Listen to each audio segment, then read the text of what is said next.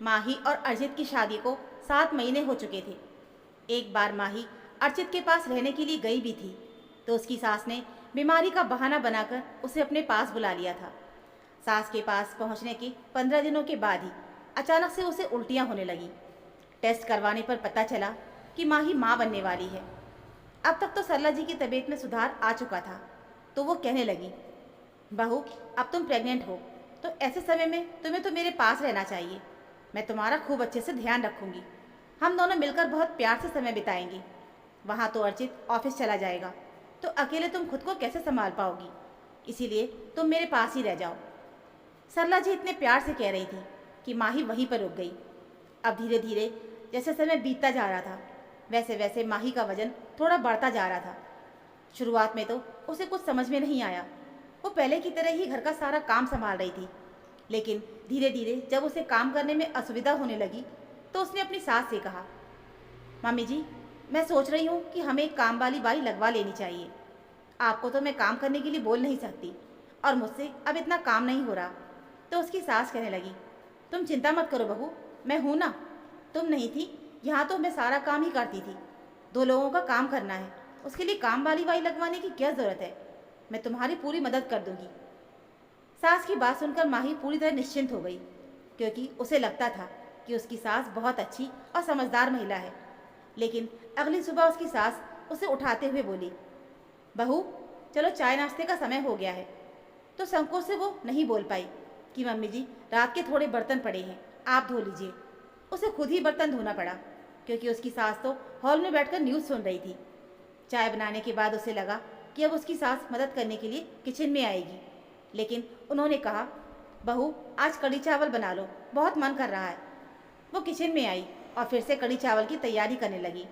रसोई में सिंक में जूठे बर्तन वैसे के वैसे ही पड़े हुए थे। अब लंच का समय होने लगा, तो थोड़े बहुत बर्तनों की ज़रूरत भी थी, तो उसने थोड़े बर्तन धो लिए, बाकी बर्तन ऐसे ही छोड़ दिए। उसे लगा कि लंच के बाद सास सारे बर्तन धो देंगी। अब उससे खड़े होकर इतनी देर तक बर्तन नहीं धो जा रहे थे, और सिंक थोड़ा नीचे भी था, तो उसे झुकना भी पड़ता था, तो उसे दिक्कत हो रही थी। अब दोपहर का खाना भी बन गया, तो सास कहने लगी, बहू, देखो घर थोड़ा गंदा दिख रहा है, साफ सफाई कर लो, कोई आएगा तो। वो दबी जुबान में बोली, लेकिन मम्मी जी, मैंने आपको बताया था ना कि मुझे काम करने में दिक्कत हो रही है। तो वो कहने लगी, बहू, थोड़ा बहुत काम भी नहीं करोगी तो कैसे काम चलेगा? मैं तुम्हें नीचे बैठकर कपड़े धोने के लिए थोड़ी ना कह रही हूँ। कपड़े तो मैं खुद मशीन में धो दूँगी। अब सास की बात का वो कोई जवाब नहीं दे पाई। उसे बहुत हैरानी हो रही थी कि सास ऐसी बातें क्यों कर रही है। उसने जैसे तैसे थोड़ी बहुत सफाई की। शाम को उसकी तबीयत ठीक नहीं लग रही थी, तो उसने डिनर में खिचड़ी बना ली थी। तब उसकी सास कहने लगी, बहू, थोड़ा ढंग का खाना बनाया करो, ऐसी अवस्था में अच्छा खाना नहीं खाओगी तो बच्चे को पोषण कैसे मिलेगा? माही समझ नहीं पा रही थी कि सास उसके लिए आखिर कर क्या रही है। सारा काम तो उसे ही संभालना पड़ रहा था। अगले दिन सुबह सवेरे उसकी सास कहने लगी, बहू, जल्दी से चाय बना लो, आज तुम्हारी ननद के यहाँ एक छोटी सी पूजा रखी गई है, तो उसने हमें वहाँ बुलाया है। खाना भी हमारा वहीं पर होगा, तो तुम्हें खाना बनाने की ज़रूरत नहीं है। माही को लगा कि चलो, इसी बहाने कम से कम थोड़ा आराम तो मिलेगा। वो तैयार होकर अपनी सास के साथ ननद के घर पहुँच गई। वहाँ पहुँचने के बाद थोड़ी देर तक तो वो पूजा में बैठी रही, लेकिन फिर किचन में कुछ जलने की स्मेल आ रही थी। तो सास बोली, बहू, जरा किचन में जाकर देखो तो कुछ जल रहा है क्या?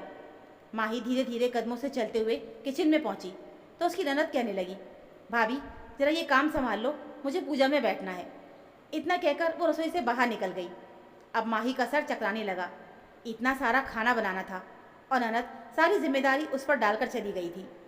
उसने थोड़ी बहुत सब्जियां काटी, लेकिन आज उसकी कमर में दर्द था, तो उसने डॉक्टर की दी हुई दवाई खाई थी। दवाई के असर से उसे हल्की हल्की सी नींद आ रही थी। उसे रहा नहीं गया, तो वो किसी तरह सहारा लेकर ननद के रूम में पहुंची और बिस्तर पर जाकर लेट गई। लेटते ही उसकी आंखें नींद से भारी होने लगी कि तभी उसकी सास कमरे में आई और गुस्से में बोली, बहू, मैं तुम्हें यहाँ पर सोने को नहीं लाई हूँ, थोड़ा रसोई में मदद कर दो तो तुम्हारा कुछ बिगड़ नहीं जाएगा। वैसे भी घर पर दिन भर सोती ही रहती हो। माही दंग रह गई कि आखिर वो दिन भर कब सोती है।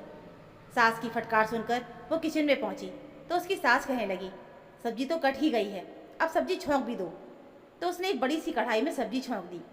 पेट के बड़े से उभार को संभाले हुए माही 10 किलो आलू बैंगन की सब्जी बड़ी मुश्किल से पका रही थी।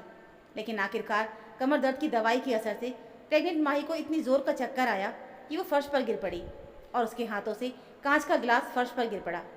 गिलास टूटने की आवाज़ सुनकर उसकी ननद भागते हुए किचन में आई और उसकी हालत देखकर अपनी माँ को आवाज़ लगाते हुए कहने लगी, माँ देखो तो भाभी ने क्या कर दिया, मेरा इतना महंगा गिलास का सेट तोड़ दिया। माही को उसकी आवाज़ डूबती हुई सी महसूस हो रही थी। सरला जी भागते हुए आईं और बहू को कोसते हुए कहने लगी, तेरा दिमाग खराब हो गया है क्या, मेरी बेटी के ससुराल में आकर सामान तोड़ रही है। माही अपने होश खो रही थी। उसकी आंखों से आंसू बह रहे थे कि ऐसी स्थिति में भी उसकी सास उसे डांट रही है। आखिरकार रिश्तेदार की कुछ महिलाओं ने आकर उसे संभाला और सरला जी को भी डांट लगाई कि अपनी प्रेग्नेंट बहू के साथ ऐसा कोई करता है क्या। उन लोगों ने उसे हॉल में एसी में ले जाकर बिठाया और पीने के लिए थोड़ा पानी दिया। तब जाकर माही धीरे धीरे थोड़ी सामान्य हुई। औरतें उसे कहने लगी, बहू तुम्हें तो अपना ध्यान रखना चाहिए था ना, ऐसी हालत में तुम्हें रसोई में अकेले खड़े होने की क्या जरूरत थी।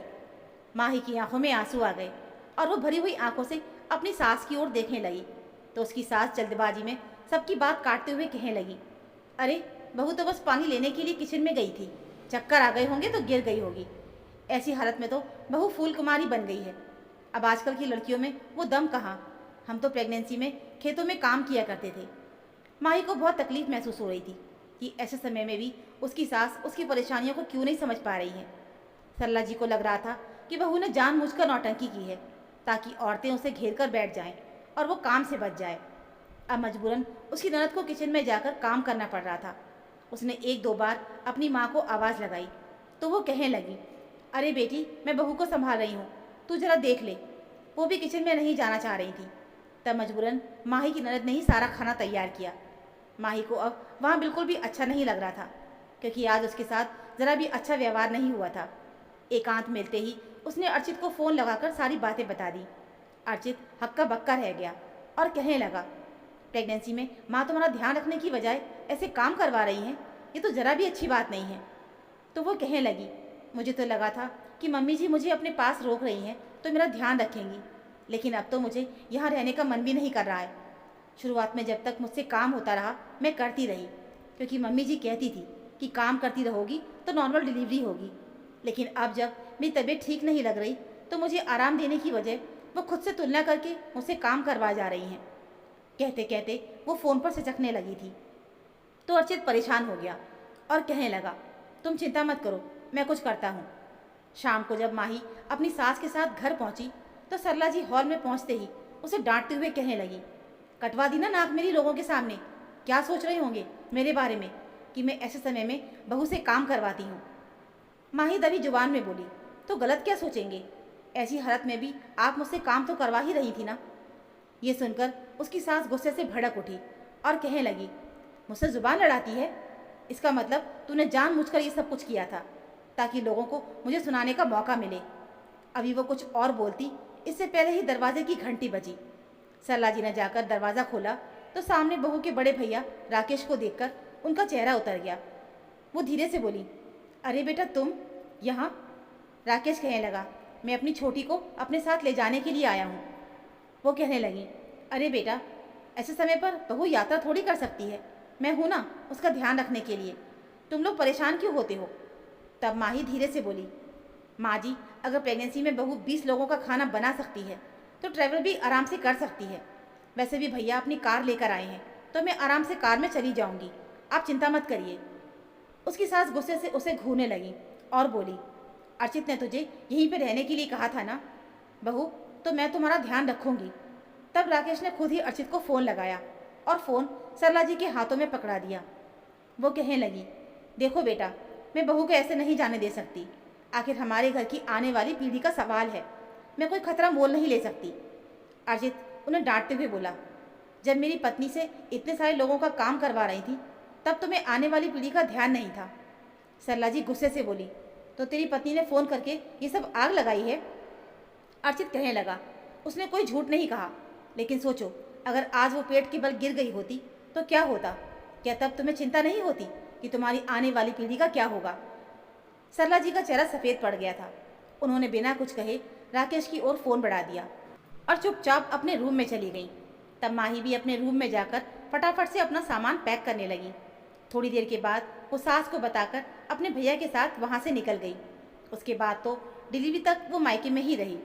फिर 2 महीने के बाद अर्चित उसे अपने साथ जॉब लोकेशन पर ही ले गया। सरला जी उसके बाद भी कई बार कहती थी कि थोड़े दिनों तक बहू के मेरे पास ही रहने के लिए भेज दो, लेकिन अब अर्चित समझ गया था कि उसकी माँ उसकी पत्नी के साथ कैसा व्यवहार करती है, तो अपनी पत्नी को माँ के साथ अकेले नहीं छोड़ना चाहता था।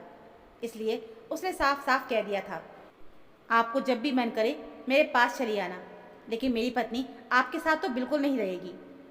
दोस्तों, गर्भावस्था एक औरत के लिए बेहद नाजुक और संवेदनशील समय होता है, जब उसे सबसे ज़्यादा प्यार, सहारे और समझदारी की ज़रूरत होती है। ऐसे वक्त में अगर परिवार उसे काम के बोझ और तानों के नीच दबा दे, तो वो सिर्फ शारीरिक रूप से नहीं, अंदर से भी टूट जाती है। रिश्तों की असली परीक्षा मुश्किल समय में ही होती है। अगर उस वक्त साथ ना दिया जाए तो रिश्ते केवल नाम भर के ही रह जाते हैं। तो दोस्तों, ये थी आज की कहानी। आशा करती हूँ आपको ये कहानी ज़रूर पसंद आई होगी। इस कहानी को लेकर आपकी क्या राय है, हमें कमेंट में ज़रूर बताना। कहानी अच्छी लगी हो तो प्लीज़ वीडियो को लाइक और चैनल को सब्सक्राइब ज़रूर कर लीजिएगा। मिलते हैं फिर एक और नई कहानी के साथ। तब तक के लिए धन्यवाद।